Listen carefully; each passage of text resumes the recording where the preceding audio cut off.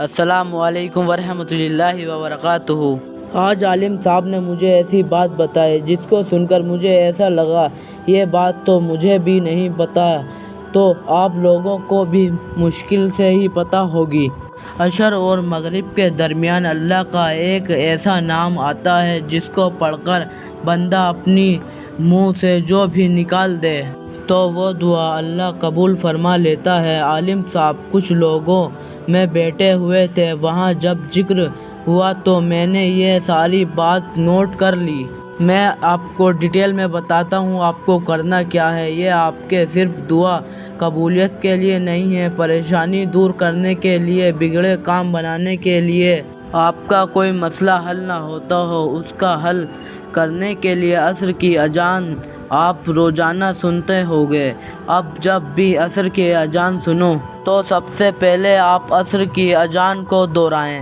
اذان کے بعد کی دعا اگر یاد ہے تو پڑھ لیجئے، اگر اذان کے بعد کی دعا یاد نہیں تو کوئی بات نہیں ہے، آپ اذان دہرا لیجئے۔ اذان کے آخر کلمات کے فوراً بعد شروع میں 3 مرتبہ درود و پاک پڑھیں جو بھی آپ کے یاد ہو، پھر 11 مرتبہ پڑھیں یعنی 11 ٹائم یا ذل جلالی والاکرام یا ذل جلالی والاکرام 11 ٹائم پڑھنے کے بعد پھر اس کے بعد 11 ٹائم پڑھنا ہے لا الہ الا انت سبحانک انی کنت من الظالمین۔ یہ 11 مرتبہ پڑھنے کے بعد آخر میں درود و پاک پڑھیں جو آپ نے شروع میں پڑھی۔ اتنا سا وظیفہ کرنے میں آپ کو صرف 5 منٹ لگیں گے، لیکن آپ جانتے ہیں عصر کی اذان کے بعد آپ اس وظیفے کو نہیں کر پاتے ہیں تو آپ کیا ہوتے ہیں؟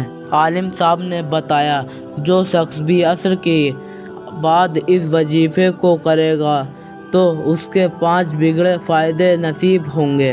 اس وظیفے کو کرنے کے بعد وہ شخص جو بھی اپنے منہ سے نکالے گا، جو بھی دعا مانگے گا، اللہ اس کی دعا کو قبول فرما لے گا، چاہے وہ دعا مشکل ہی کیوں نہ ہو۔ دونوں وقت مل رہے ہوتے ہیں اور وہ وقت دعا قبولیت کا ہوتا ہے۔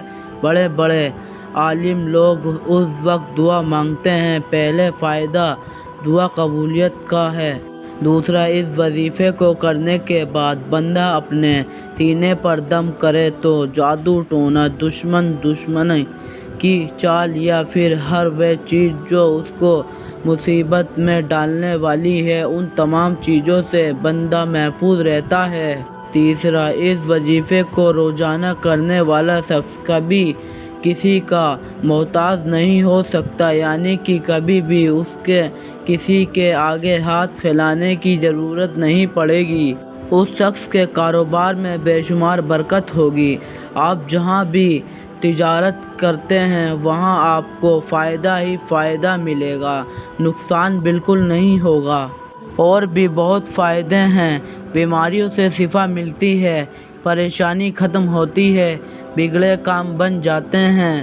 بہرحال عصر کی اذان کے بعد آپ اس وظیفے کو ضرور کریں جس طریقے سے بتایا گیا۔ اس کے بعد آپ عصر کی نماز مکمل طریقے سے ادا کریں۔